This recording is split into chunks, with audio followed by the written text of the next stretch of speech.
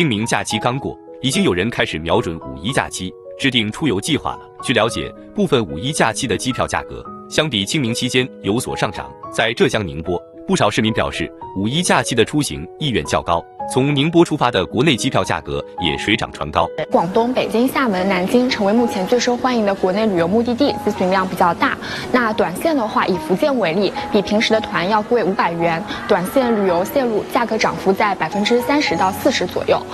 航空涨幅在50%。以北京为例，五一期间的双飞线路要贵1000元。此外，由于前往泰国、新加坡及韩国济州岛都可享受免签政策，出境手续也比较便捷，这也推动出境机票价格有所上升。目前五一期间可出游的目的地主要集中在东南亚和中东地区，或者是免签的国家，基本上价格上调1500到2000，涨幅在30%左右。